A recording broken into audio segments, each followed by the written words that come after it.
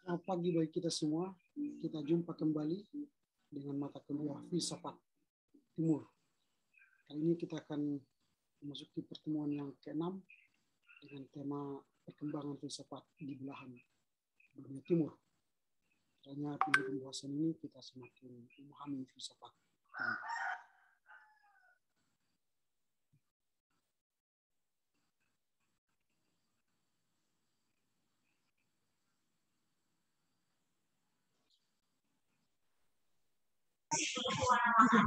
Bagi kita semuanya, bagaimana kabar hari ini? Baik, Pak. Baiklah. Semoga kita semakin bersemangat ya belajar filsafat timur ini.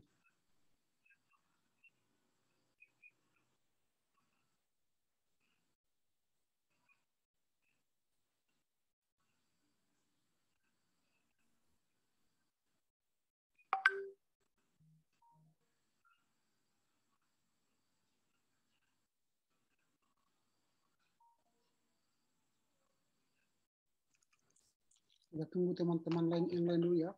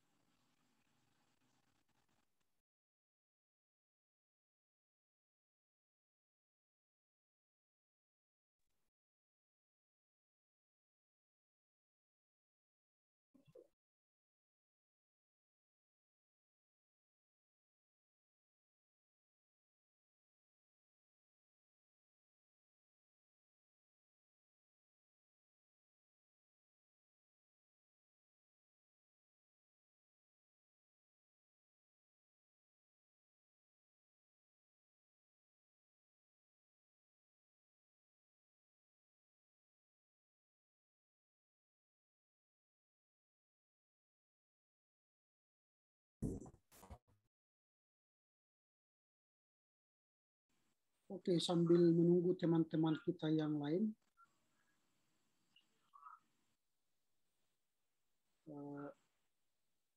saya tadi telah mengirimkan silabus dan buku-buku yang harus dibaca dalam laporan baca. Untuk pembagian laporan baca itu dimulai dari alfabetikal ya, dari absen. Jadi kalau absen kita misalnya ada 29 orang, jadi 29 bagi 5, berarti rata-rata 5. Ada yang 6, ada yang 5. Jadi kita buatlah misalnya dia 5. Jadi nanti yang membuat laporan baca minggu depan, mulai nomor 1 sampai nomor 5. Berarti yang ini. Agnes, Agrinda, Daniel, Elsa, dan Elson. Itu untuk laporan baca 1. Untuk laporan baca 2 berarti mulai dari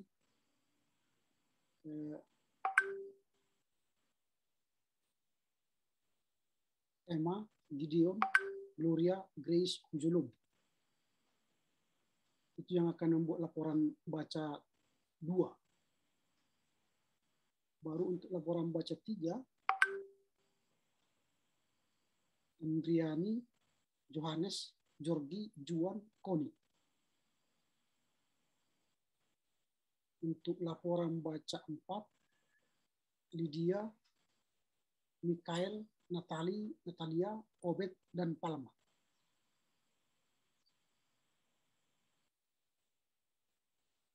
Itu untuk laporan baca yang keempat ya. Sisanya ini untuk laporan baca yang kelima. Pak, gimana kalau di 4 kelompok pertama 6 orang gitu, Pak? Jadi sih pas untuk tiap kelompok itu, misalnya kelompok 1 6 orang, kelompok 2 6 orang, kelompok 3 6 orang, kelompok 4 6 orang, kelompok 5 yang 5 orang, Pak. Biar enggak kayak gini, Pak. Saya udah membagi seperti itu, Pak. Berarti kita mulai dari 1 sampai 6 nanti. Ini iya, Pak. 1, dari Agnes sampai Emma, kelompok 1.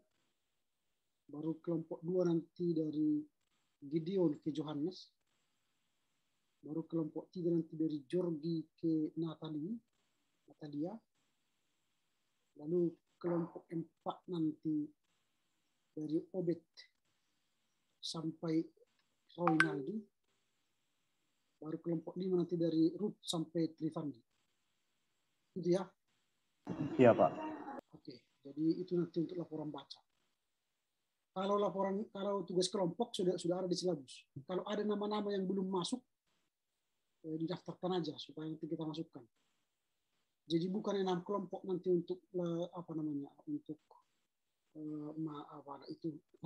tugas kelompok bukan 6 kelompok tapi 5.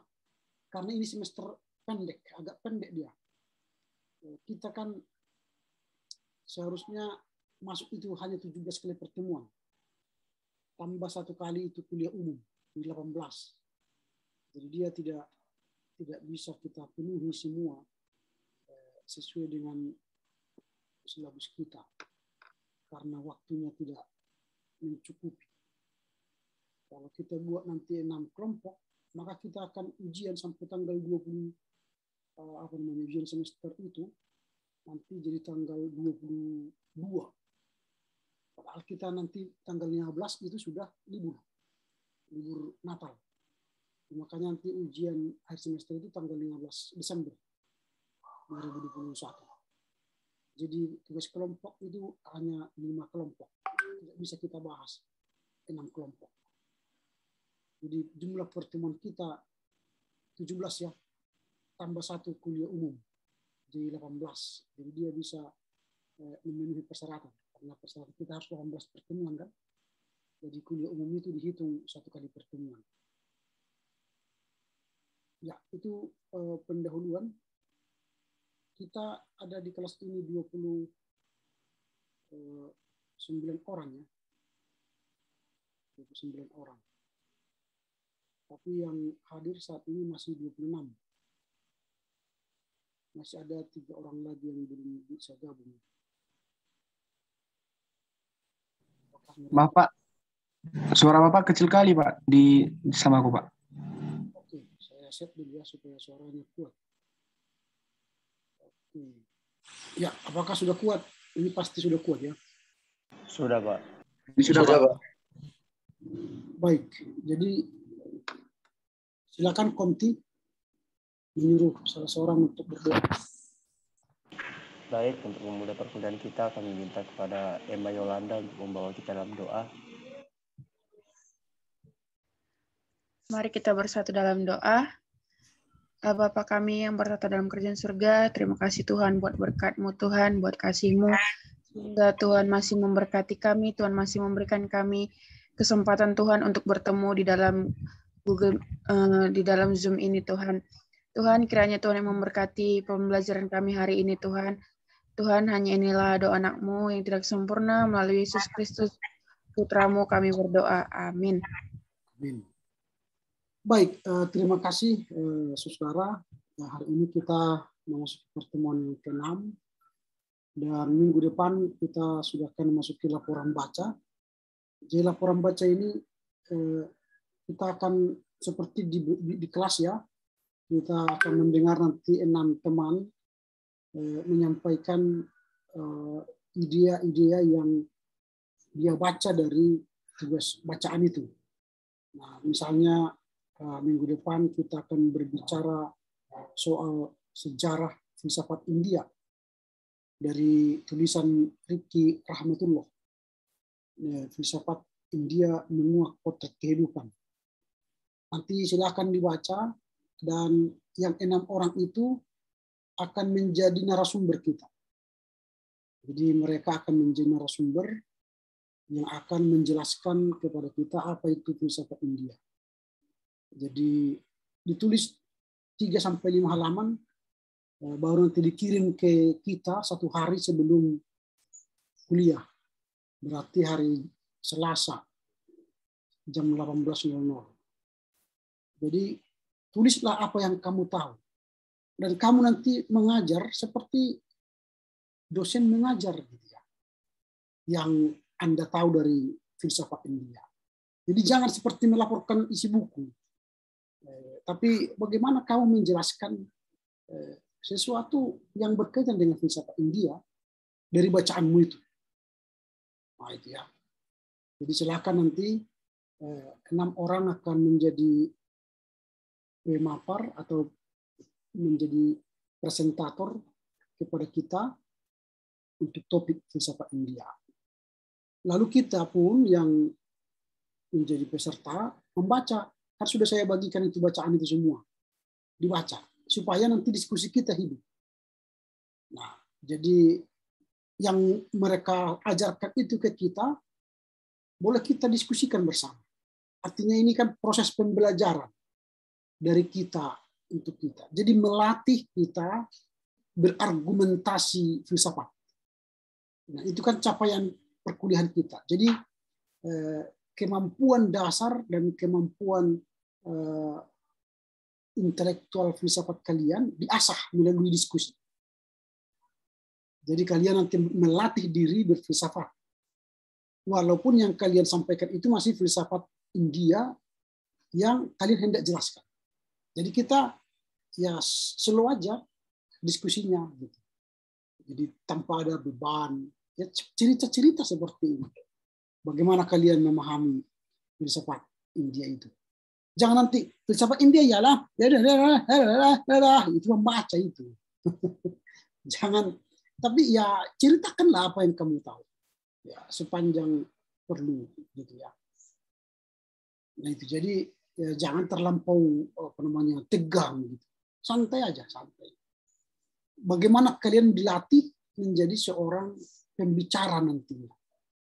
Sama seperti ini, kita sedang bicara kan, tidak ada beban gitu. Kita cerita-cerita, menyampaikan apa yang kita tahu. Lalu nanti tentu tidak semua kita tahu, tidak mampu kita menjelaskan semuanya. Dan itulah tugas diskusi. Nah, jadi misalnya nanti Elson mengatakan masih sampai 10 poin contoh, padahal itu ada 30 poin. Nah, ketika kita diskusi, tambahlah poin-poin yang kurang itu. Itu berarti kalian membaca. Nah, saling mengisi. Jadi jangan saling menjelekkan dan memojokkan di sini. Tidak seperti itu yang mau kita harapkan. Perkuliahan yang kita bangun ialah perkuliahan yang konstruktif, membangun ya. Jadi bukan destruktif. Jangan lihat kesalahan orang nanti. Pada halaman sekian, saudara mengatakan begitu. Mengapa saudara mengatakan begitu? Bukan begitu pertanyaannya. Jadi lebih pada pembangunan konstruksi berfilsafat India. Apa yang kamu tahu tentang filsafat India, jelaskan. Lalu apa yang diketahui oleh presentator, ya bisa dipertajam. Jadi tujuan kita bukanlah hendak menjatuhkan orang. Enggak ada yang perlu dijatuhkan di sini. Tujuan kita ialah sama-sama belajar. Ya, jadi jangan ada mental hendak menjatuhkan orang. Teman, awas kau, kalau kau nanti menyaji akan kubalas. Itu nanti sifatnya. Dan itu akan terbawa-bawa nanti kalau kalian sudah jadi pendeta. Ketika temanmu yang tampil, kalian cari-cari kesalahannya. Lalu kalau kalian ingin tampil, dicari-cari orang kesalahannya. Itu mental yang tidak baik. Jadi perkuliahan kita haruslah membangun. Kalau di kampus ini kita sudah mampu membangun sesama teman, menghargai kemampuan teman, dan belajar dari kemampuan teman, maka nanti di jemaat pun kita akan menjadi orang yang menjadi pembangun. Orang yang memberi penyemangat, pemotivator. Begitu. Jadi hari Rabu yang akan datang, kita akan mendengar 6 orang dosen. Ya, 6 orang dosen yang akan menjelaskan perkuliahan kita. Lalu kita ini sebagai mahasiswa aktiflah bertanya kepada mereka. Nah, jadi inilah proses pembelajaran itu. Artinya tidak terus-menerus dosen yang mengajarkan materi, tapi diberi kesempatan kepada mahasiswa menjelaskan materi itu. Sehingga kita saling belajar, kita saling memahami. Nah, jadi kalau ada kesempatan nanti misalnya kalian menjadi tenaga pengajar, dosen kan sudah terlatih di bangku kuliah. Nah, kalau kalian nanti misalnya hendak mengajar di gereja, mengajar CD, mengajar kaum bapak, kaum ibu, majelis, kalian sudah terbiasa mengajar. Nah, karena tugas gereja, tugas pendeta, sebenarnya pertama itu mengajar. Cuma sekarang tugas pendeta lebih banyak berkhotbah, bukan mengajar. Padahal kalau kalian lihat nanti di agenda tahbisan, liturgi tahbisan itu, tugas pertama pendeta itu mengajar. Yesus menghabiskan waktunya pun di dunia ini apa? Berkhotbah atau mengajar? Mengajar. Dia banyak menghabiskan waktu di dunia ini mengajar. Mengajar dari desa ke desa, dari desa ke desa. Di sekitar Danau Galilea, dari desa ke desa, dari desa ke desa. Tapi kalau kita sekarang dari kota ke kota. Atau metropolis. Ya, lintas beyond metropolis. Kadang di Afrika, kadang di India, kadang di Amerika, kadang di Asia, kadang itu pendeta metropolis ini. Kayak seperti Paulus ini. Dia bisa terbang kemana-mana berkhotbah. Ya mudah-mudahan nanti kalian bisa seperti Paulus. Berkhotbah di Amerika hari ini, besok di Amerika, di Afrika, besok di Jerman, besoknya lagi di Indonesia, besoknya lagi Tanah Jawa misalnya kan. Wah, keren itu kan. Tapi bukan itu yang penting. Tapi kalian bisa mengajar, ya, mengajar. Oke, itu mungkin pendahuluan untuk nanti ke dalam rangka laporan baca minggu depannya. Ada pertanyaan soal itu? Bisa share screen nanti ya, bisa share screen nanti. Kalian bisa share screen dalam menyampaikan ide kalian, pikiran-pikiran kalian tentang bacaan itu. Kalau tidak share screen, langsung ngomong pun tidak apa-apa. Waktunya 5 menit satu orang. 5 menit. Mengapa 5 menit? 5 kali 6 orang nanti kan sudah setengah jam. Nah, jadi diskusi lagi. Baru nanti pemaparan masukan dari saya lagi. Jadi waktunya sudah pas itu ya. 5 menit. Jangan lebih. Jangan lebih. Kalau kurang boleh, tapi lebih jangan. Nanti kita lihat nanti stopwatch. Lewat 5 menit nanti kita stop aja ya. Nah, kalau di stop pun nanti bukan berarti kalian dikatakan kurang mampu, tidak. Ya, hanya waktu saja yang sudah dibatasi di ini. Oke, demikian pengumuman atau pendahuluan. Ya, yang hadir hari ini ialah Saudara Grace, Trivandi, Agnes, Agrinda, Daniel, Elsa, Elson, Emma, Gideon, Gloria, Hujolom, Indriani, Johannes, Juan, Koni, Lydia, Natalia, Obed, Palma, Reni, Reja, Roy, Naldi, Ruth, Samuel, Susan. Kita hadir 25 orang, berarti ada 4 orang yang tidak hadir. Oke, kita akan masuk pada topik bahasan kita. Kita akan masuk pada pembahasan sebentar. Tentang perkembangan filsafat di belahan bumi timur ya. Nah, ini perkembangan filsafat di belahan dunia timur. Ini saya angkat dari pemikiran Fat Ahmad Arifan. Fat Ahmad Arifan. Nah, dalam tulisannya ini Ahmad Arifan menyatakan bahwa kiblat filsafat tidak mengacu hanya kepada barat saja. Jadi kiblatnya tidak hanya mengacu pada barat saja, tetapi juga ke timur. Nah, jadi ini kiblat. Jadi tidak hanya banyak atau cenderung ke kiblat barat, tapi juga ke dunia timur. Dia berkata justru di belahan dunia timur terlebih dahulu punya tradisi filsafat. Nah ini menarik. Ahmad Arifan berpendapat bahwa di belahan dunia timur terlebih dahulu punya tradisi filsafat. Meski mereka tidak menggunakan istilah filosofia. Nah itu, jadi ini harus kita syukuri bahwa seperti saya katakan dulu, jangan kita selalu menganggap diri kita lemah, tidak punya apa-apa, tidak punya filsafat. Jauh sebelum filsafat Barat itu terkenal, kita pun jauh sebelumnya sudah punya filsafat. Coba tradisi nenek moyang kita ribuan tahun yang lalu, itu kan sudah menjadi filsafat. Cuma namanya bukan filsafat. Seperti mereka yang mengatakan filosofia, orang-orang Barat itu. Nah, jadi dia mengatakan ketika dalam masa perkuliahannya, filsafat orang Timur adalah cara pandang mereka. Ini kan cara pandang. Ini saya katakan dulu kan, bahwa filsafat Timur itu adalah cara pandang. Ketika mereka berinteraksi dengan dunia sekitarnya. Nah, bagaimana mereka memandang dunianya? Nah, jadi cara pandang itu, itulah filosofia itu di timur. Kalau di barat kan filsafat itu kan wisdom, sophia, kebijaksanaan. Gitu. Kalau kita tidak, kita menentukan filsafat itu dari cara pandang. Jadi bagaimana orang India, orang Cina, orang Indonesia memandang cara hidupnya, memandang sekitarnya. Itu. Jadi kalau kita misalnya di Asia ini lebih condong memandang alam itu sebagai bagian hidup kita. Bahkan menganggap ada magis bagi alam ini.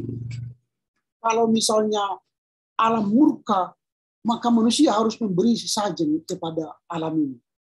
Misalnya kasus meletusnya Gunung Merapi, Mbah Marijan membawa sesajen ke Gunung Merapi. Meletusnya Sinabung, agama lokal di Sinabung kan membawa sesajen juga ke Sinabung. Pernah kalian dengar itu? Ya, pernah kan? Orang-orang Karo membawa sesajen ke Gunung Sinabung. Itu kearifan lokal dan itu filsafat. Kalau kita menghargai alam, maka alam pun akan menghargai kita. Tapi kalau kita merusak alam, alam pun menghancurkan kita. Kalau kalian dengar lagu-lagu Ebit Giade itu kan banyak sekali itu filsafatnya. Dia bertanya kan jangan tanya rumput bergoyang kan. Ya, artinya itu kan sudah filsafat tingkat tinggi sebenarnya. Berarti alam ini harus kita hargai. Itu cara pandang kita terhadap alam. Jadi banyak filsafat yang yang sangat perlu kita hargai.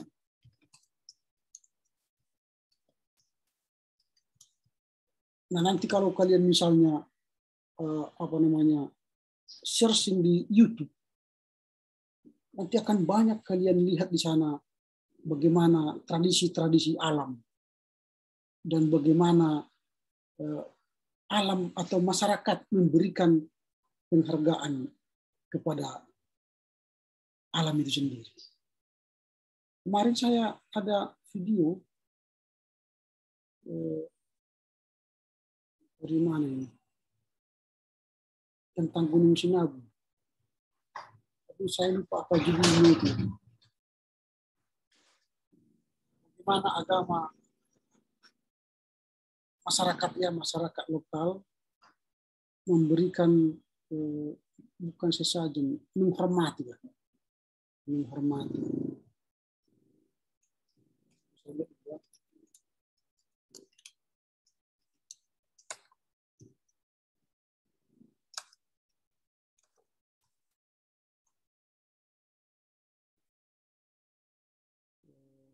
Kalau boleh saya dapat lagi nanti. Apakah saya tidak bisa dapat lagi? Tapi ada itu. Ada di Gunung Sinabung. Tapi kalau nanti kalian searching aja di YouTube, kemarin ada tradisi karo ya.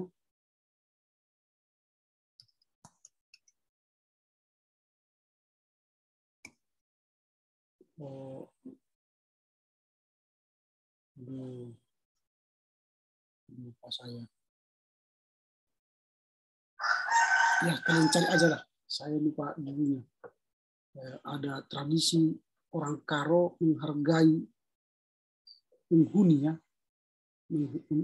memberi penghormatan kepada penghuni.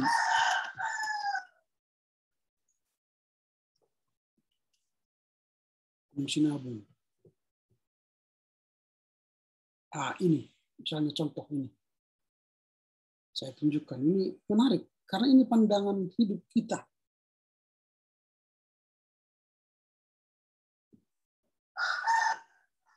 Ini ritual budaya Karo terpangir ke lau, digelar di lau Debuk.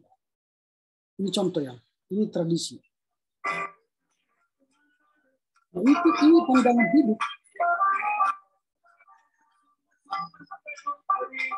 Jadi mandi pangir ya, air pangir ya untuk penyucian sama di lau Debuk. Nah, sama seperti Sungai Gangga, ketika orang India misalnya menyucikan diri di Sungai Gangga. Nah, ini tradisi lokal yang menghargai budaya, lingkungan, ya, terpangir di Laut Debuk itu. Ini sebuah tradisi yang mereka menghargai alam. Nah, itu berarti filsafat kita kan tidak seperti filsafat orang barat. Tapi filsafat kita ialah bagaimana kita menghargai alam, menghormati alam, cara pandang kita terhadap alam. Jadi memang ada kebutuhan kepada kita nanti. Kita ini sinkritisme. Padahal ini bukan soal sinkritisme, ini soal budaya. Bagaimana nenek moyang kita dulu menghargai alam. Tentu melalui sebuah itu. Nah, tetapi banyak gereja, orang Kristen sekarang banyak yang a priori alergi dengan budaya-budaya, menolak dengan mengatakan di situ ada animisme dan sebagainya. Nah, kalau kita semua menolak budaya kita, itu kan kita mencabut akar jati diri kita. Nah, ini contoh. Tidak hanya ini nanti, banyak sekali kalau kalian mau cari di internet, banyak hal tradisi kearifan lokal yang perlu kita gali. Seperti yang disampaikan oleh Ahmad Arifan tadi. Nah, ini menarik ketika kalian nanti berfilsafat timur. Nah, dalam tulisannya ini nanti akan dibahas oleh Arifan bagaimana perkembangan filsafat timur seperti filsafat Cina, India, termasuk juga filsafat hidup di Indonesia. Dia akan coba bahas nanti, termasuk nanti filsafat Jawa, filsafat Batak, dan filsafat Madura. Itulah yang akan dicoba Arifan melihat perkembangan filsafat timur itu. Nah, mengapa dia hanya menyebut 3 suku ini di Indonesia? Karena dia katakan suku ini yang selama ini dominan di negeri ini. Gemar merantau, sangat kuat menjunjung tinggi filsafat hidupnya. Orang Jawa, orang Batak, orang Madura. Itu menurut dia petarungnya dalam berfilsafatnya yang menjunjung tinggi nilai filsafat hidup. Nah, sekarang dia membahas soal filsafat Cina. Apa itu filsafat Cina? Nah, dia berkata setiap kali membahas filsafat Cina, pertama kali yang diingat adalah petuah populer. Tuntutlah ilmu walau sampai ke negeri Cina. Berarti kan ilmu itu kan sampai ke negeri Cina, bukan tentulah ilmu sampai ke negara Eropa kan, ke Cina. Itu berarti kita ini, Asia ini, Timur ini, benar-benar memiliki filsafat yang hebat. Nah, petuah itu sampai sekarang relevan karena Cina menjelma menjadi raksasa ekonomi yang menyaingi Amerika. Keren kan? Sekarang yang ditakuti Amerika siapa? Cina. Cina sekarang lebih kencang mengembangkan teknologi. 5.0 itu di Cina sudah jalan.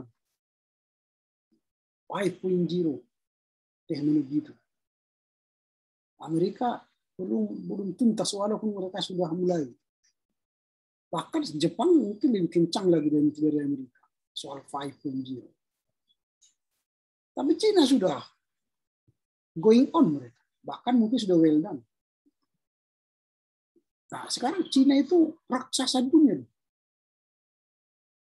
Jangan-jangan nanti bisa mengimbangi Eropa. Nah, dulu dosennya Arifan mengatakan Amerika boleh saja kalah perekonomiannya dari Cina. Tetapi dalam masalah inovasi teknologi, Amerika tetap terdepan. Itu kata dosen dia. Dalam film dokumenter yang diputar setiap hari di Imlek di Metro TV, diketahui bahwa kemajuan perekonomian Cina saat ini bukan karena pengaruh ideologi komunisnya, melainkan karena rakyatnya teguh menjalankan ajaran Konfusius. Jadi dari ajaran Konfusius itulah mereka melahirkan banyak ide-ide kreatif membangun perekonomian Cina. Jadi bukan dari ideologi komunisnya, bukan. Tapi dari ideologi Konfusius yang mereka hidupi sehari-hari. Nah, ajaran Konfusius itu dari siapa? Konghucu. Konghucu atau yang disebut juga Konfusius diyakini sebagai salah satu filosof besar dataran Cina. Ini kan filosof besar dataran Cina. Nah, selain Konfusius atau Konghucu tadi, ada lagi nama besar lagi seperti Lao Tzu, ahli perang Sun Tzu.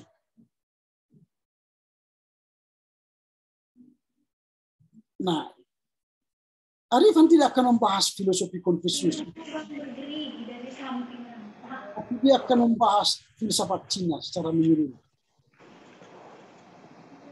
Nah, dia akan melihat bagaimana orang yang berpendidikan di Cina, yang merupakan dia lihat ya, pendidikan yang pertama ia terima adalah filsafat.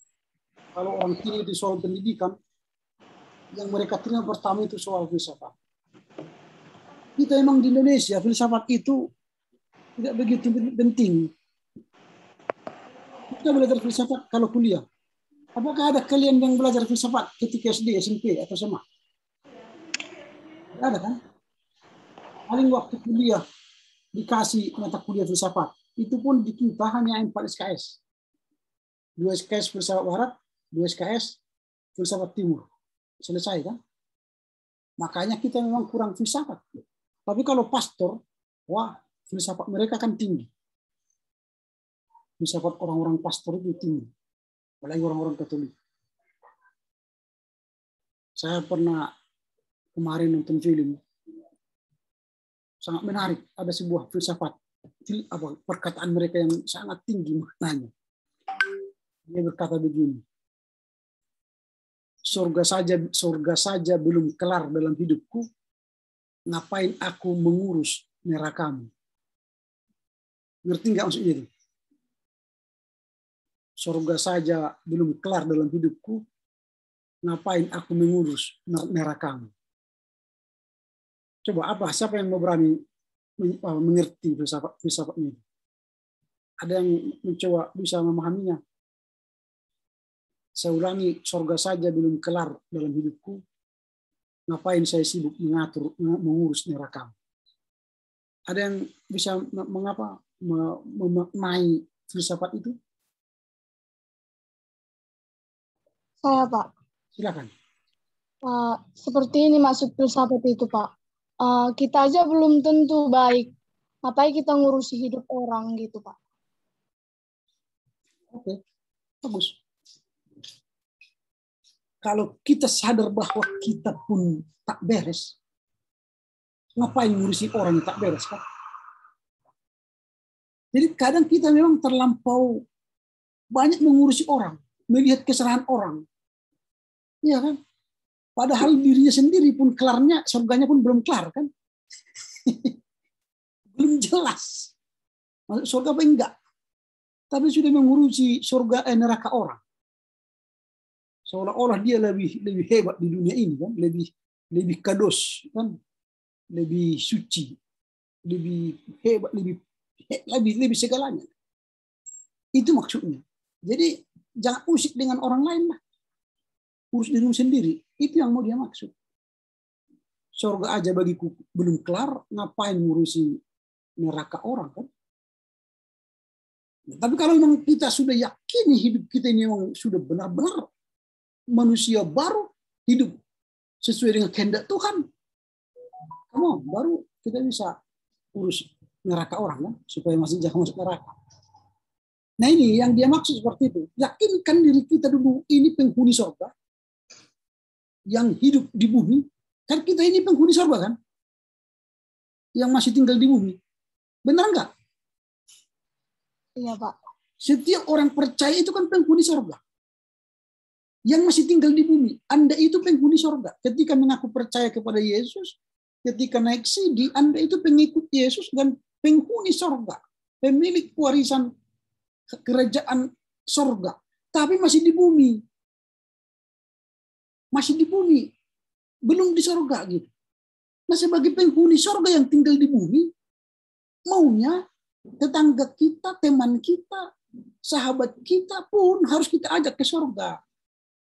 Tunjukkan surga itu indah, enak, bahagia, supaya mereka ikut bersama kita penghuni surga. Tapi kadang-kadang karakter kita, kata-kata kita, sikap kita tampaknya seperti neraka. Maka orang tak mau mengikut kita. Kan itu persoalannya. Perkataanmu seperti penghuni neraka, sikapmu seperti penghuni neraka, kata-katamu penghuni neraka, ngapain orang mengikut kamu? Ini kegagalan kita, kan? Mengaku pengikut Tuhan, tapi tindakannya pengikut hantu. Itu persoalannya. Maka banyak orang tidak mau bertobat, tidak mau ikut kekristenan. Karena kamu mengaku pengikut Yesus, yang sejatinya penghuni surga tinggal di bumi, tapi karakternya penghuni neraka yang tinggal di bumi. Itu persoalannya, bro. Makanya susah mengaku pengikut Kristus, yang sejatinya penghuni surga tinggal di bumi, tapi tingkah laku kita yang kelihatan penghuni neraka yang tinggal di bumi. Makanya itu dia katakan, surga aja belum kelar dalam hidupku, ngapain mengurusi nerakamu? Yang seharusnya surga sudah kelar dalam hidupku, ayo ikut ke surga. Itu baru keren. Ya kan? Ini kalian masih semester 3 ya? Sekarang? Semester 3. Iya, Pak. Seharusnya kan kalian di asrama dulu, bangun pagi jam 5, berdoa, buka Alkitab, baca gitu ya. Tapi karena daring sehingga kalian di rumah. Tapi sekarang udah dimulai ya. Pagi-pagi, bangun pagi, berdoa kan? Iya, Pak. Ada kayak ibadah singkat gitu, Pak. Ya, Ibadah Pak. Sama malam. Sore, Pak. Ya, baguslah. Itu membentuk spiritual formation, itu membentuk kebiasaan, habit baru untuk menjadi manusia penghuni surga, punya habit. bangun pagi-pagi berdoa, mendengar firman Tuhan, baca firman Tuhan. Itu habit orang penghuni sorga yang masih tinggal di sorga. Tapi persoalannya mahasiswa yang kampus, yang di asrama, dulu dia asrama rajin berdoa pagi-pagi sampai malam, keluar dari asrama tinggal di masyarakat, bangun jam 10, lupa berdoa, malam pun tak pernah berdoa, sama sekali tak pernah baca kitab, padahal dia mahasiswa teologi. Itu masih kelar enggak surganya? Enggak kelar lagi surganya itu. Jadi surganya kelar ketika di kampus. Ketika dicambuk, surganya kelar. Tapi kalau diberi bebas, ya seperti kuda yang dilepas dari kandang, bebas. Penghuni neraka tinggal di bumi. Itu. Nah, makanya berfilsafat itu harus memiliki cara pandang yang baru. Makanya orang Cina itu bisa sukses karena apa? Karena mereka pegang teguh filsafat Konfusius itu. Jadi mereka bukan hanya sekedar mengikut, tapi melakukan ajaran-ajarannya. Kita mengaku pengikut Yesus, tapi tidak melakukan ajaran-ajarannya, maka tidak ada perubahan dalam hidup kita. Gitu.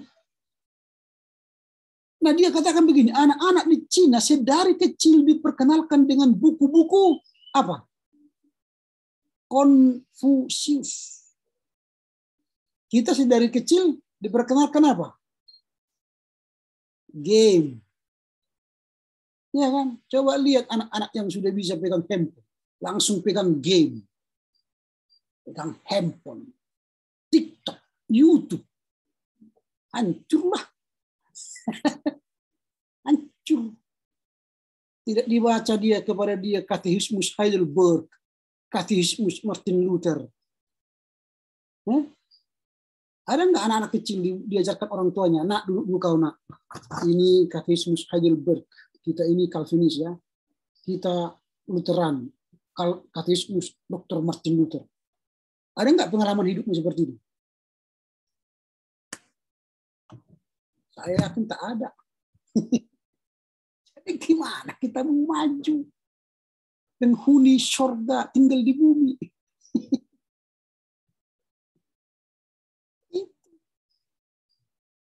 Jadi kita belajar filsafat ini nanti supaya kalian mulailah memiliki cara pandang yang baru. Ya. Bagi orang luar Cina, Konfusius tampak seperti agama. Tampak ya. Tampak seperti agama.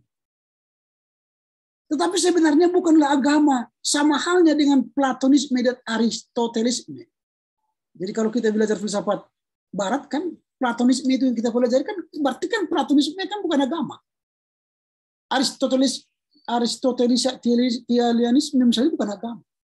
Ketika kita mempelajari teori Aristoteles atau Plato, itu bukan berarti agama. Seperti itu orang Cina, ketika dia belajar filsafat Konfusius, itu bukan hanya ansi agama, tapi mereka belajar ideologi. Kita sering begini, kita belajar tentang Kristus. Seolah-olah kita setelah belajar tentang Kristus itu menjadi agama. Sehingga kita lebih mementingkan agama daripada tindakan agamanya. Kita ini terkenal dengan negara beragama. Bukan negara yang berreligius. Label kita yang beragama. Tindakan kita tidak religius. Ini yang kurang sekarang di negara kita. Kita ini punya gereja, tapi tindakan kita tidak religius. Jadi orang Cina itu tidak hanya sekedar agama, tapi dirinya religius. Contoh begini. Nanti kalau kalian berkesempatan pergi ke Australia, nanti kalian pergi ke Australia. Di sana kadang-kadang memang kita lihat tidak seperti kita. Setiap minggu rajin ke gereja, berdoa, baca kitab suci gitu ya. Nanti kalian bisa lihat misalnya di sana, wah tidak seperti di tempat kami ya, rame bergereja dan sebagainya. Tapi lihat nanti dalam kehidupan sehari-hari. Lihat ya, pintu-pintu mereka itu tidak punya kunci.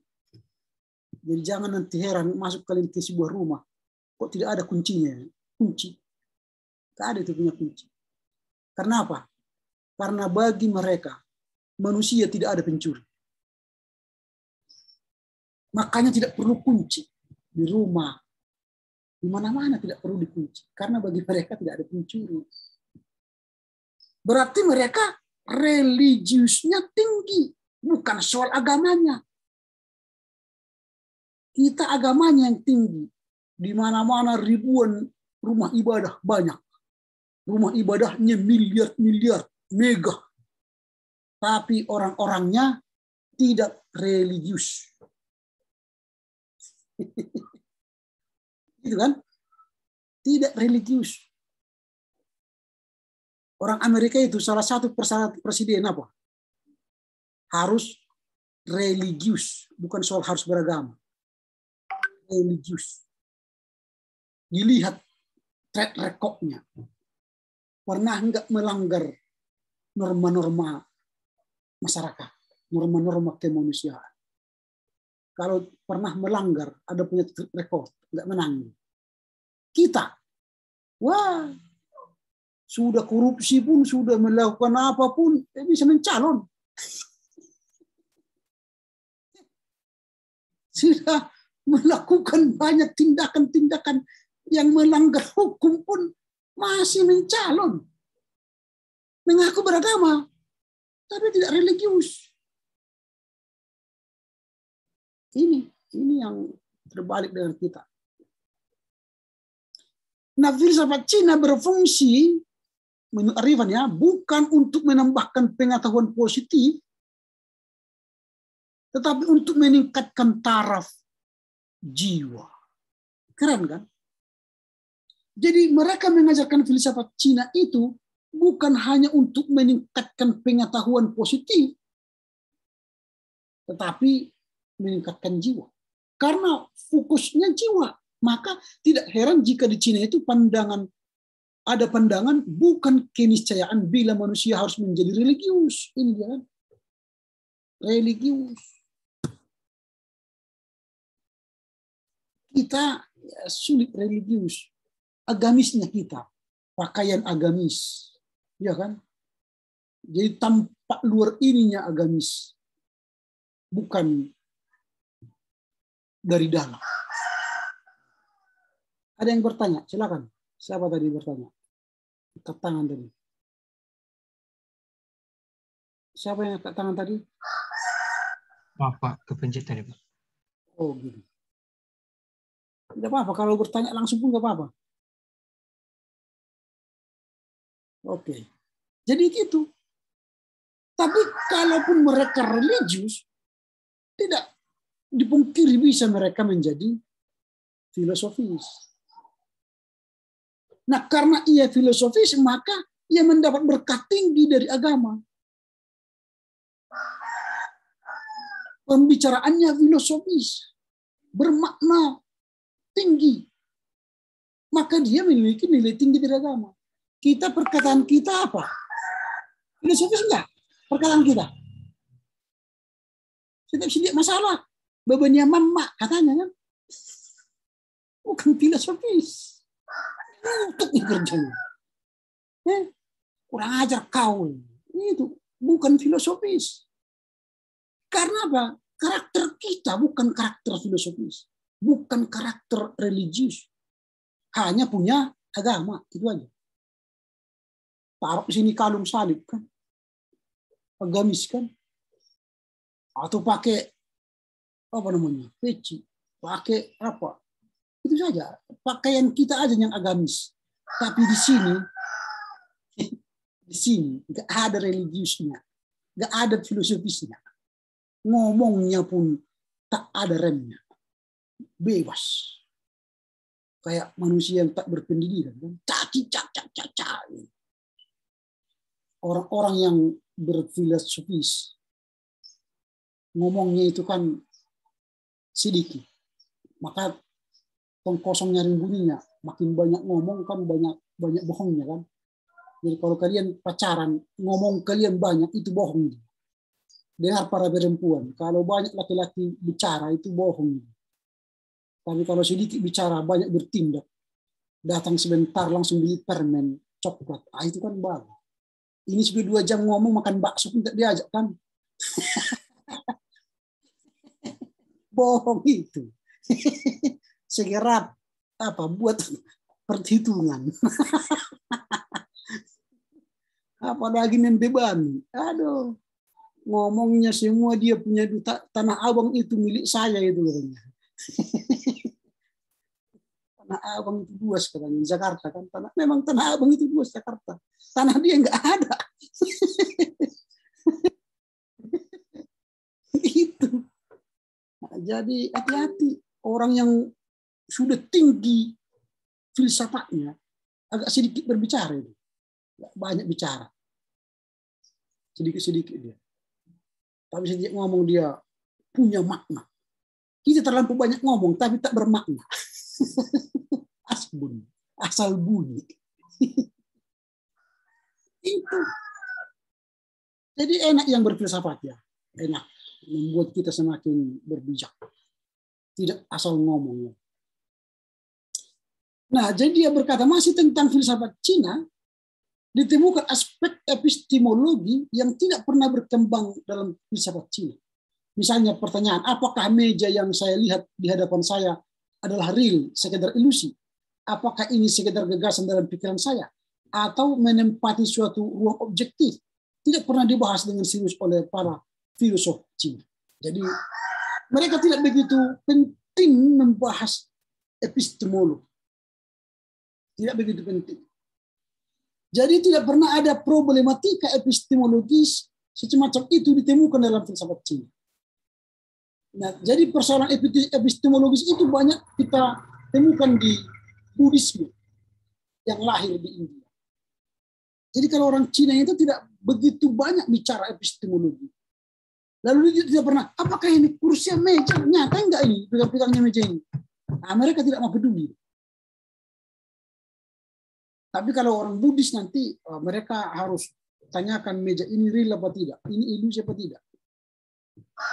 Nah ini, jadi mengakhiri filsafat Cina menurut Arnifan tadi, terdapat 2 aliran mazhab di dalam Konfusianisme dan Taoisme. Tapi aliran itu pertama kali adalah yang muncul adalah mazhab Yin Yang, yang merupakan penganut kosmologisme.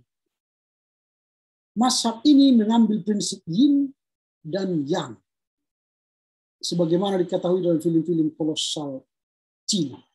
Filsafat yin yang. Kalian tahu apa itu filsafat yin yang? Belum. Saya jelaskan begini. Yin itu dingin, roh-roh jahat. Yang itu hangat, panas dari atas. Yang ilahi, Tuhan. Jadi kalau datang yang, berarti kan membawa panas, maka yin akan pergi. Yang dingin pergi. Jadi tidak pernah yin datang, lalu yang pergi. Tidak pernah. Sama seperti cahaya. Kalau datang sinar, maka gelap akan pergi. Tidak pernah terjadi gelap datang, sinar pergi. Tidak pernah itu kan? Yang pergi selalu apa? Gelap. Kalau datang sinar, gelap itu pergi. Tidak pernah datang gelap lalu pergi sinar. Tidak pernah itu. Nah kalau dikaitkan dengan iman kita, kalau datang Yesus, kegelapan itu pergi. Kejahatan pergi. Tidak pernah datang kejahatan lalu Yesus pergi. Enggak. Terbalik itu. Kalau ada Yesus, ada Tuhan di kita, semua yang jahat pergi. Tapi karena tidak ada Tuhan, ketiadaan Tuhan dalam hatimu, dalam pikiranmu, maka kejahatan ada dalam pikiranmu, dalam tindakanmu, dalam perkataanmu. Itu. Mengapa Anda berkata kotor? Karena ketiadaan Tuhan di hatimu. Mengapa Anda emosi? Karena ketiadaan Tuhan di hatimu. Yang kau simpan adalah gelap, yin. maka kata-katamu pun jin kotor, tindakanmu pun jin kotor. Karena tidak ada yang. Bukan maksudnya yang gitu ya, bukan itu. Datanglah yang, bukan itu maksudnya. Yang itu Tuhan. Ya. Kalau ada Tuhan yang di hatimu, maka jin itu keluar. Itu. Tapi sekarang doa-doa kita banyak sekali. Dalam nama Yesus, enyahlah engkau roh-roh kebodohan dari dalam dirinya. Dalam nama Yesus, thinking roh kebodohan. Ngapain thinking roh kebodohan? Thinking apa namanya? Iblis. Ya jangan. Tapi dirimulah yakinkan ada Yesus di hatimu, di pikiranmu, di perkataanmu. Maka apa yang kau lakukan, yang kau katakan adalah hikmat Tuhan. Ini yang menarik. Baru mazhab yang kedua lah ya, Juan Jucia. Ini cendekiawan. Atau dikenal di barat sebagai Konfusianisme. Mazhab Mocha. Atau mazhab Mo dipimpin oleh Mochu. Kemudian dipimpin oleh Mincha. Mazhab Facia, legalisme. Dan terakhir mazhab Tao Te Ching. Atau dikenal dengan mazhab Tao. Inilah mazhab filsafat Cina. Sekarang kita masuk pada filsafat India. Sampai di sini dulu ada kira-kira pertanyaan sebelum ke India. Ada pertanyaan?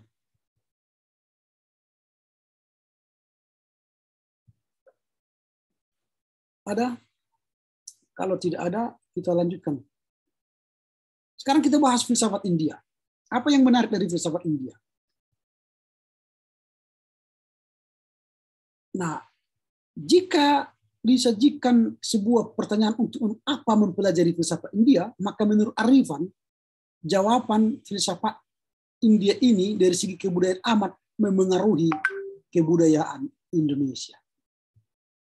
Jadi banyak kebudayaan Indonesia datang dari India. Karena orang India ini sudah masuk ke Indonesia abad ke-7.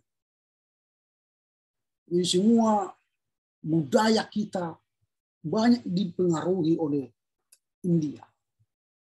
Sejarah kebudayaan Indonesia tidak mungkin memperoleh bentuknya seperti sekarang ini tanpa pengaruh India. Pengaruhnya berupa tarian, nyanyian, seni lukis, pahat, dan sejenisnya. Tidak hanya itu, pengaruhnya merambah pada unsur kerohanian, seperti meditasi atau mencari ketenangan batin. Sekarang kan pagi-pagi kalian diajak bermeditasi kan? Itu pengaruh India itu. Amitabha. Om Swastiastu. Itu bermeditasi kan? Bakar lilin kan? Lalu merenung. Wah. Sampai kedengaran jarum jatuh. Wah, itu pengaruh India yang tidak kita sadari. Dan itu banyak sekali nanti pengaruhnya sama kita. Filsafat India seperti filsafat Barat, pembahasannya meliputi cara kerja akal, nalar, pengertian manusia, logika, etika, dan teori metafisis. Kalau di Barat diberikan penekanan pada informasi, ini di Barat informasi, pada India penekanan utamanya diberikan transformasi, perubahan. Jadi kodrat manusia berubah. Terjadi renovasi pemahaman, transformasi diri, dan sebagainya. Karena manusia ini nanti kan akan lahir sesuai dengan tindakannya pada kehidupan berikutnya kan. Jadi kalau tidak ada transformasi, nanti dia berubah makin jelek. Jadi kalau saya hari ini bagus sekali, nanti saya bisa lahir kembali menjadi malaikat. Sampai nanti kepada nirwana. Tapi kalau tindakan saya ini jelek sekarang, saya nanti berubah jadi singkokong. Kan? Jadi monyet, jadi babi, jadi anjing, jadi kupu-kupu. Itu. Tapi kalau saya baik sekali, bisa berubah. Bertransformasi jadi malaikat. Sampai ke langit ke-7. Kan? Jadi transformasi bagi mereka yang penting. Kalau Barat kan informasi bagi mereka yang penting. Dalam filsafat Barat itu informasi. Kalau mereka transformasi yang penting. Nah sekarang kita lihat macam-macam filsafat yang berkembang di India. Ada filsafat tentang sukses, tentang kenikmatan, lalu tentang kewajiban, keabadian, dan agama Buddha. Nah, ajaran filsafat India ini jika diringkas terdapat 4 macam. Pertama, dengan adanya zat mutlak. Ini filsafat Veda. Jadi mereka itu punya zat mutlak. Mutlak itu harus ada dalam diri kita, dalam perkataan, dalam sikap kita. Itu filsafat Veda. Baru kemudian ajaran tentang jiwa. Ada lagi jiwa yang disebut dengan Atman atau Purusa. Dan ada tentang karma. Jadi ini karma. Jadi kalau kita berbuat baik hari ini, maka dia akan bisa menghasilkan kebaikan yang baru pada tahapan berikutnya. Atau bisa dia terima karma pada dunia ini saat dia masih hidup. Ini karma. Jadi ada karma. Di kita memang tidak ada ajaran karma, tapi ada ajaran yang Yesus mengatakan apa yang ingin orang lain perbuat kepadamu, perbuatlah seperti itu kepada orang lain. Jadi kalau kau ingin dihargai orang, hargailah orang duluan, supaya engkau dihargai orang. Itu sebenarnya hampir mirip dengan karma. Tapi kita tidak meyakini ada karma. Tapi kita diajar seperti itu. Kalau kau ingin dihormati, hormati orang lain. Supaya orang lain menghormati engkau. Sama seperti kalau kalian sering memanggil orang, hey, mau kemana hey? Kemana hey? Kesini dulu kau hey. Nanti kau pun akan dipanggil orang jadi si hey. Jumpa nanti, hey, mau kemana kau hey? Jadi kita si hey semua. Tergantung apa kau panggil orang, lalu orang akan memanggil kau seperti apa yang kau panggil mereka. Makanya di jemaat biasakanlah panggil jemaat itu dengan panggilan yang sopan. Horas aman, jojua randeras bapa. Sopan. Kalau kalian begitu seperti itu, nanti mereka akan memanggil kalian. Jojua pendeta, Horas amang pendeta. Itu. Tapi kalau sikapmu sampai, situ nani, nanti kalian pun dipanggil seperti itu. Pendeta nani, sok kamu. Jadi itu tergantung you berbuat apa, maka orang akan berbuat seperti itu kepada you. Itu karma. Dan yang terakhir, ajaran tentang pelepasan atau pembebasan. Tentu nanti akan kita bahas ini lagi dalam laporan-laporan baca yang disampaikan teman-teman. Ini secara ringkas yang disampaikan oleh Arifan ini. Baru kemudian filsafat Jawa yang disampaikan oleh Arifan, dia mengatakan bahwa Jawa ini sangat mendominasi di negeri ini. Mengapa? Pertama karena jumlahnya banyak. Ya, memang di mana-mana ada Jawa kan. Mulai dari Sabang sampai Merauke. Sama seperti itu orang Batak.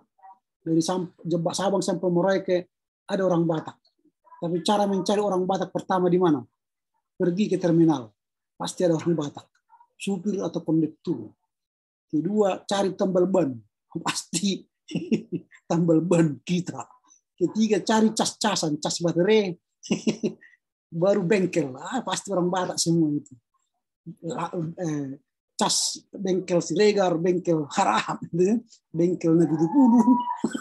Pasti orang Batak. Mudah cari orang Batak. Pergi aja ke terminal, cari tambal ban, cari bengkel, cas baterai. Pasti orang Batak. Terakhir cari copet kan, pasti. Udah orang Batak.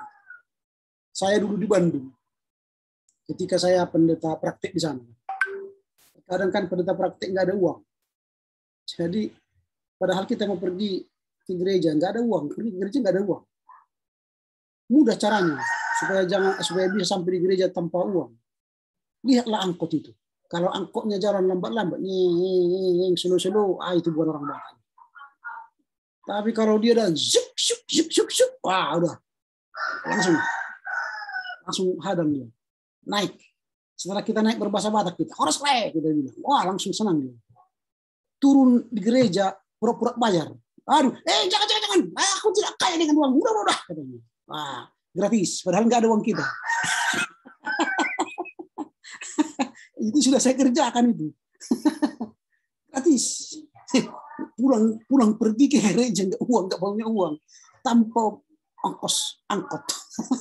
Tapi intip lah cara datangnya.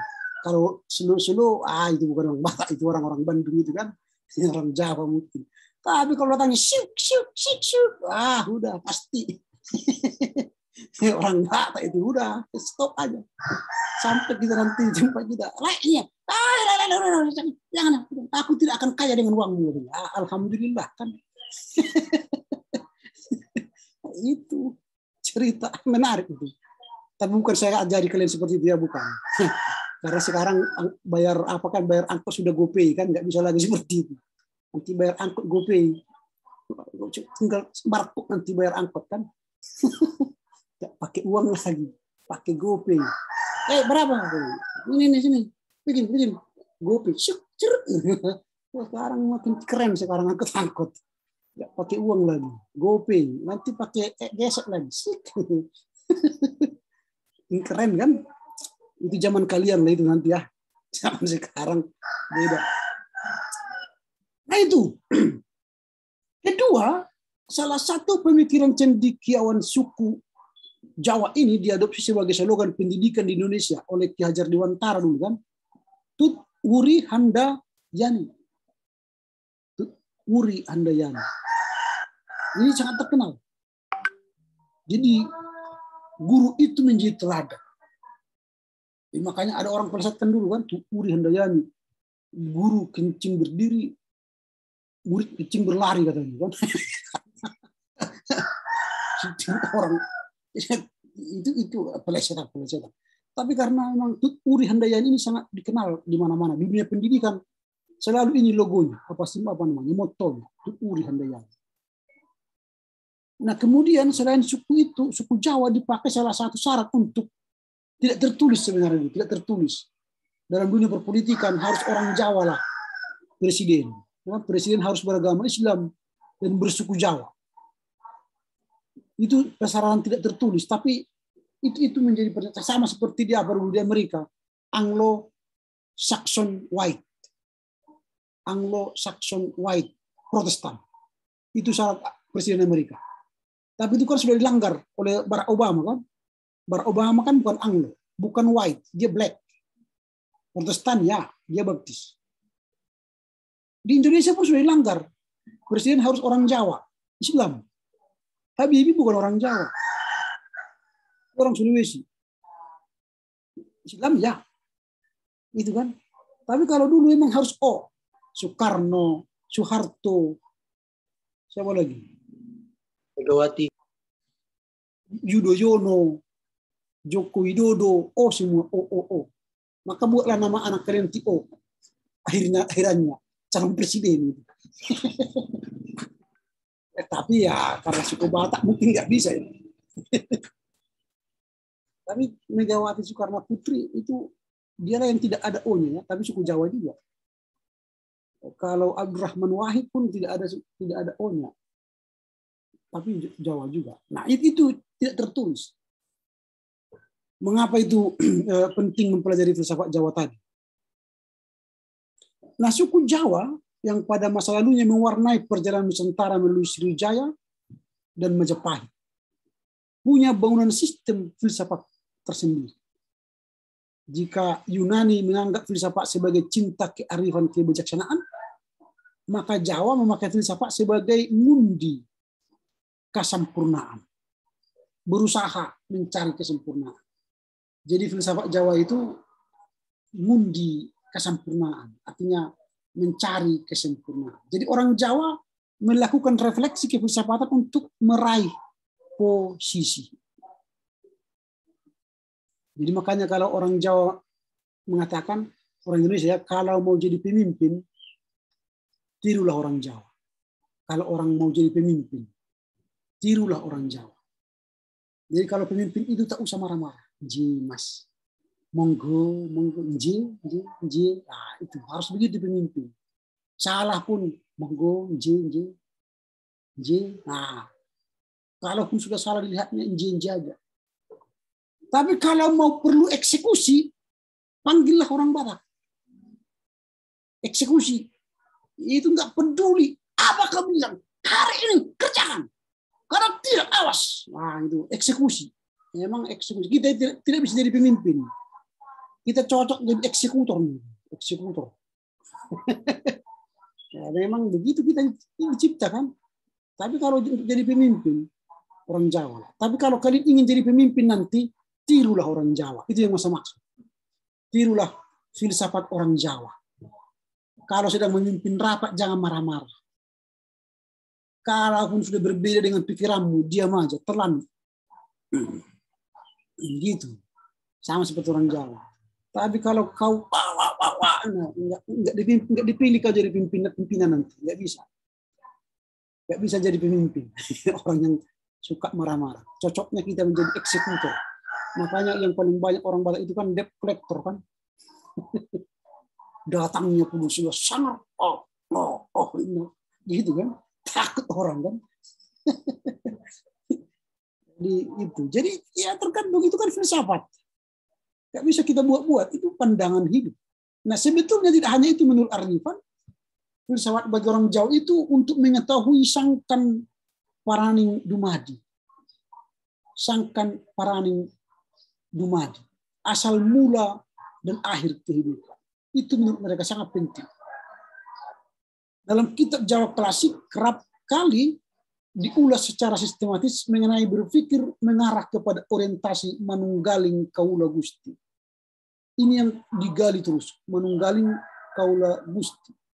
Dengan belajar manunggaling kaula Gusti, maka orang Jawa itu akan mendapat ketentraman lahir dan batin. Jadi suasana tentram lahir dan batin.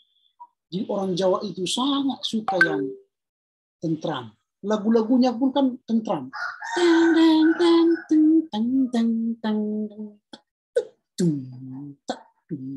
Tenang. Kalau orang Batak, dia muak kamu nani, udah nani. Ya dua mik, satu di sana di sini. Tak mana yang mau dengar? Orang itu heran lihat kita kalau berada. Pak, mana yang mau dengar Pak katanya? Di sana pakai mic, di sini pakai mic, kuat suaranya. Ya saya bilang, dengarlah apa yang bisa kau dengar. Orang Jawa itu ngomong satu orang diam semua, nggak boleh ada yang ngomong lagi.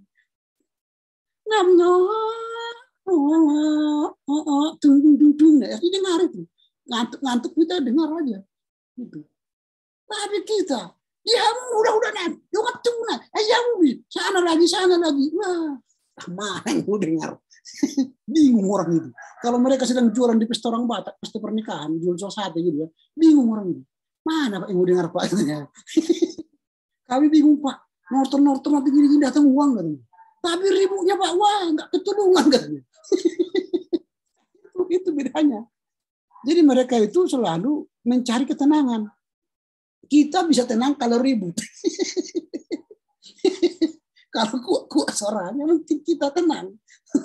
Kalau mereka enggak, makin ribut mereka makin pusing. Gitu ya.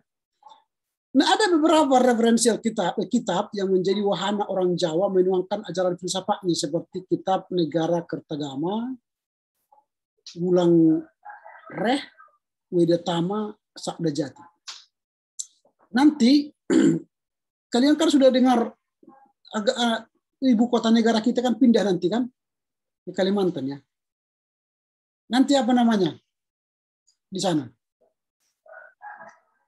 Namanya nanti ini Negara Kertagama.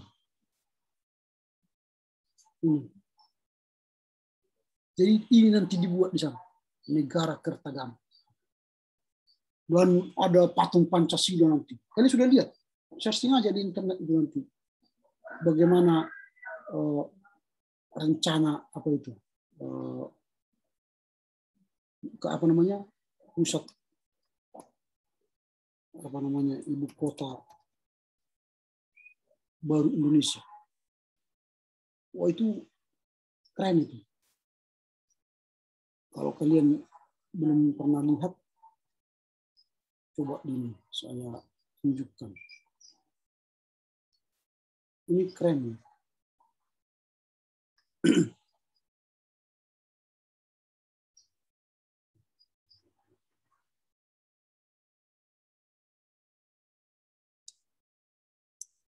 Sebentar lagi. Yang mendesain ini orang Bali. Pemerintah memastikan ibu kota negara akan segera pindah ke Kalimantan Timur. Ini salah satu bangunan dari ibu kota negara baru yang menarik perhatian publik adalah burung Garuda di Istana Negara.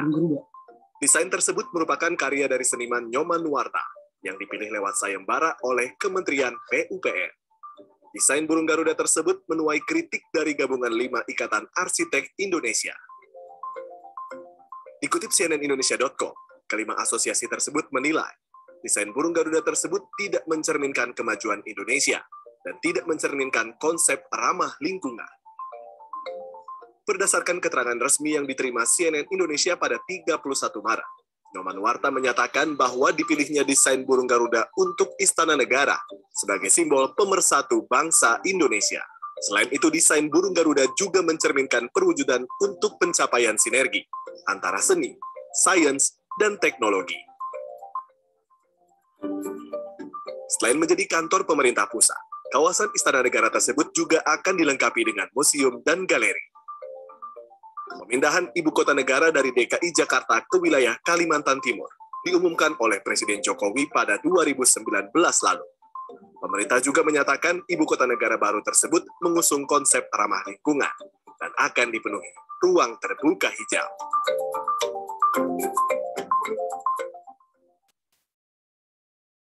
Keren. Nanti kalau kalian lihat lagi yang lain-lain videonya itu sangat keren. Sangat keren. Nanti ya sering-seringlah nonton YouTube yang baik. Jangan hanya YouTube yang tidak baik ya.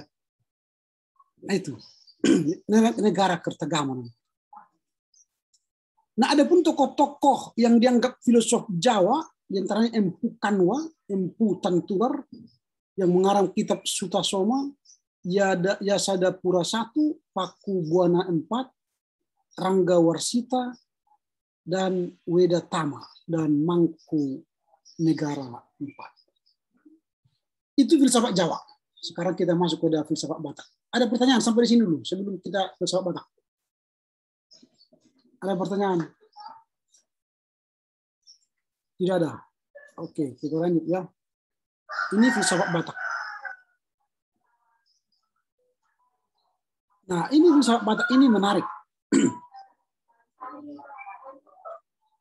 Dalam bukunya filsafat Batak menurut Arifan ya, dia ambil dari buku T.M. Sohombing ya, mendefinisikan filsafat Batak sebagai pemikiran, pendapat, dan kepercayaan orang Batak akan suatu hal.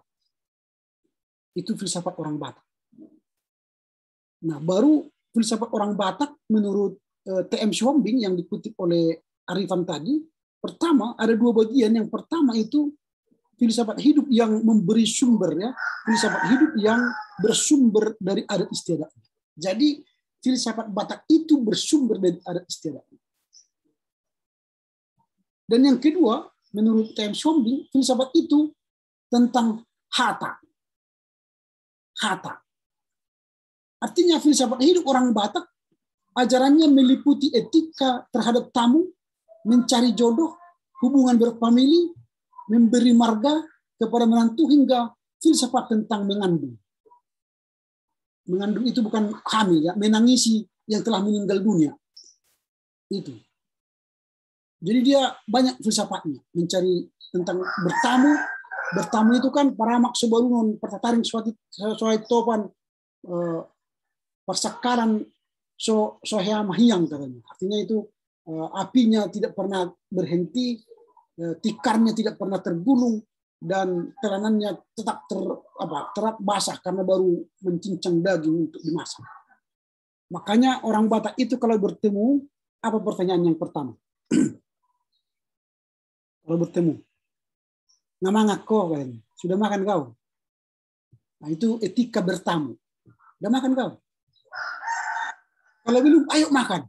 Nah, di mana BPK? Di mana rumah makan Batak? Itu langsung. Sudah makan aku bang. Udah minum kau? Artinya minum kopi. Aduh belum. Wah, cari warung kopi. Baru tiba ngomong-ngomong dengan. Baru yang kedua setelah itu kan, marga apa kau? Marga ini. Langsung cari hubungannya. Ya ampun, tulangku, namburuku ada kaitannya. Selalu punya kaitan. Yang tidak ada pun dari nenek, dari kampung, dari nenek moyang pun dicari hubungannya. Pokoknya sambung lah. Itu orang Batak ini. Cari sambung menyambung. Pokoknya ada sambungannya. Kalau nggak ada sambungannya, bersatu dalam Yesus Kristus kan. Terakhir lah itu. Tapi penting siregar. Harap apa? Sudah kudu harap. Horas betulan kan itu. Nomor 3 nomor sekian. Nah itu cari. Pokoknya nyambung. Setelah itu baru enak makan, enak minum kopi. Nah itu membayar tergantung siapa yang hula-hula, siapa yang buru kan. Itu hebat orang Batak. Lalu setiap orang Batak di mana-mana langsung bentuk perkumpulan, persatuan harahap sedunia kan. Dibuat itu, rajin itu. Jadi di mana-mana orang Batak selalu rajin buat STM, buat punguan, perkumpulan, marga silima misalnya. Atau apa lagi, semualah buat marga-marga, marga Saragi, marga Sinaga, semua punya kumpulan. Makanya orang Batak itu minimal 5 kumpulannya. Pertama dari marganya, dari marga istrinya, marga mertua perempuannya, marga mamaknya, baru kampungnya. 5, tambah lagi nanti gereja, tambah kantor. Wah, semua terus berdua. Enak orang Batak ini, makan terus, makan di mana-mana makan.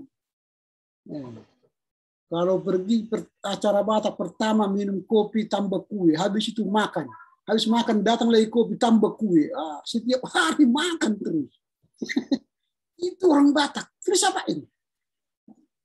Beda nanti kalau kalian pergi ke Jawa, sudah 2 jam ngomong pun tak datang minuman kan? Tidak ditanya makan. Pas mau pulang, pas sudah aku masak, nanti mau masak aku katanya. Pas mau pulang itu dibilangnya dia mau masak.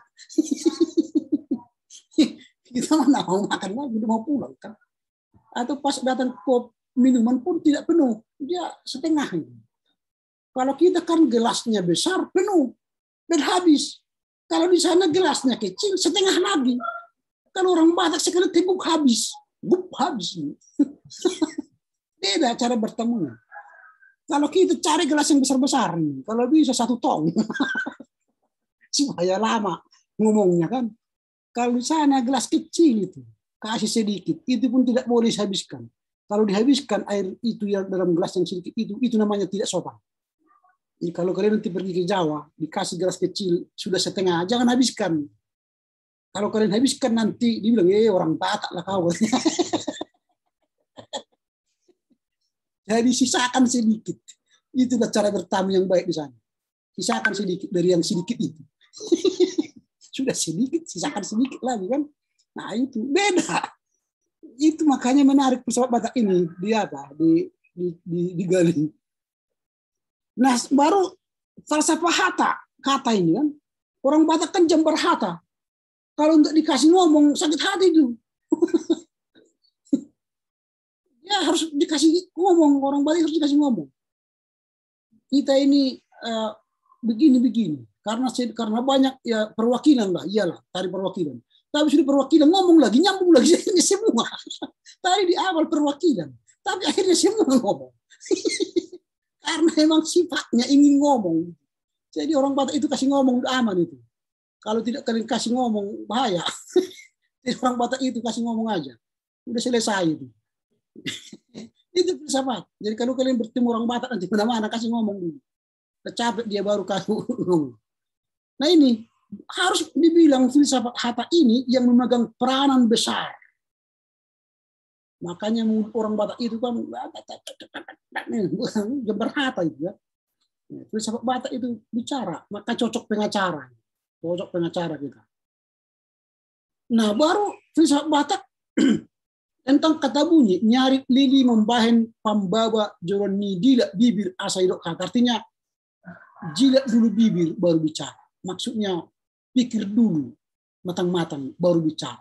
Tapi kadang-kadang dalam kenyataan, apa yang dipikirkan itu yang dikatakan. Tiba-tiba dipikirkan, langsung dikatakan. Itu orang Batak sering.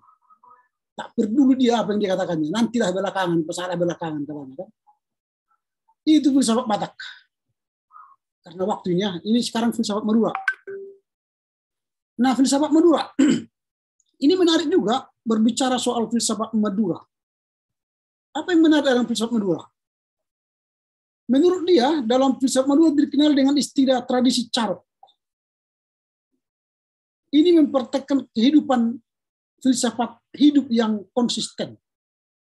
Filsafat carok. Tradisi carok itu mempraktikkan ajaran filsafat hidup dengan konsisten. Nah, apa yang disebut dengan filsafat Madura?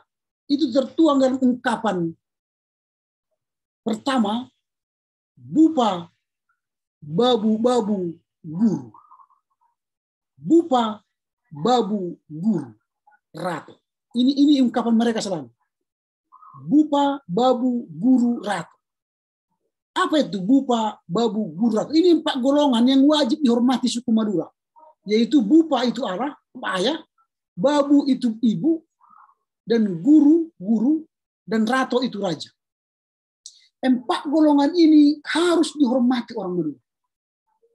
Jadi jangan main-main dengan orang tua mereka. Sekali kalian sakiti orang tua mereka, mereka sampai dendam ke sumak pun mau.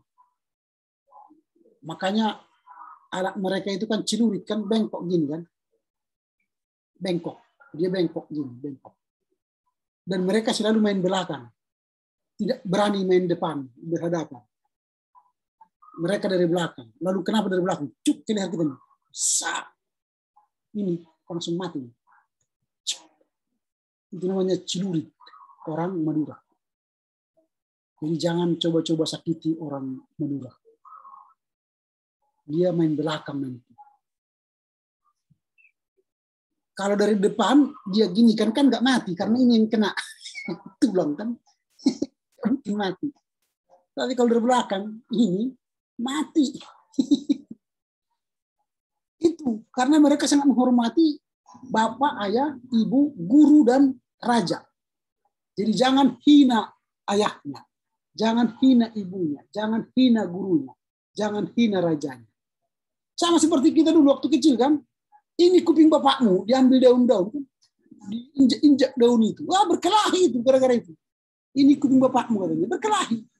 Gak tahu lah pada zaman sekarang kalau kalian, mungkin kalian tidak ada lagi seperti itu ya. Kalau kami pun seperti itu, kalau ada orang menghina bapak kita, padahal dia ambil daun, ini hidung bapakmu jadi robeknya daun itu. Wah, berkelahi itu. Habis berkelahi gara-gara itu. Mungkin kalian nggak menemukan hal-hal seperti itu. Tapi kalau tradisi orang Madura, ini sangat penting. Ini pertama, filsafat mereka, bupa, babu, guru, ratu. Nah, kemudian yang kedua ialah ada filsafat mereka yang berbunyi, pote mata, ban pote tolang, anggo poteya tolang. Pote mata, ban pote tolang, anggo poteya tolang. Artinya, lebih baik putih tulang daripada putih mata. Ini hati-hati. Ungkapan ini terkait dengan harga diri seorang Madura. Apabila dia dihina, dilecehkan orang lain, maka tak peduli apa-apa. Jadi pote mata, ban pote tolang, anggo poteya tolang. Lebih baik putih tulang daripada putih mata. Jadi kalau mata ini sudah gelap, dihina oleh orang lain, mati pun tak apa-apa. Walaupun putih tulang ini. Artinya habis tulang ini, nggak apa-apa. Nah ini yang menarik dari Madura. Jadi makanya mereka itu sangat kuat dalam menghargai kesetiakawanan. Nah, jadi orang Madura itu sangat serius Makanya jangan main-main, jangan main seloro-seloro. Orang Madura itu orang serius. Pernah tonton film-film Kadir kan? Kadir kan orang Madura kan? Masih hidup itu Kadir. Apa itu? Kapan? Apa cerita? Gitu kan? Kadir. Itu orang serius. Jadi orang Madura itu memang orang serius. Jangan main seloro-seloro dengan mereka. Mereka itu orang serius. Nanti kalau anggap supaya orang Batak bisa seloro-seloro, nanti yang celurit dari malam-malam. Jadi Madura serius, ya. Nah, kemudian ini cerita dia. Ya inilah dulu tentang kita, tentang cerita tentang filsafat Madura. Jadi orang itu hati-hati, mereka punya filsafat Carok dengan dua filsafat yang terkenal tadi, yaitu Bupa Bapu Guru Rato, dan yang kedua Pote Mata dan Pote Tolang, Ango Potea Tolang. Ya. Lebih baik putih tulang daripada putih mata. Oke, demikian. Ada pertanyaan kira-kira sebelum kita tutup?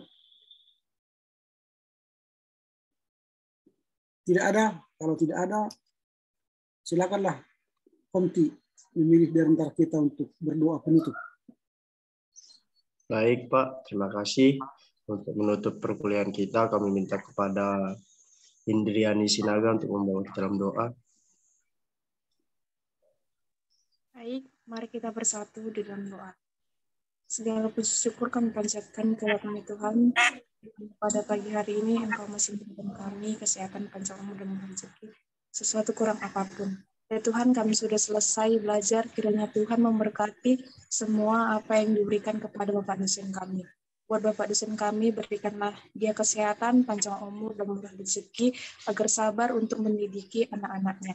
Begitu juga ya Tuhan dengan kedua orang tua kami yang lagi sedang bekerja, berikan juga mereka kesehatan, panjang umur, agar dapat mendidik kami juga. Terima kasih ya Tuhan, terima kasih Roh Kudus. Amin. Amin. Oke, selamat pagi dan selamat melanjutkan perkuliahan kalian ya. Horas. Selamat pagi Pak. Horas Pak. Horas Pak. Selamat pagi Pak. Terima kasih Pak Horas Pak.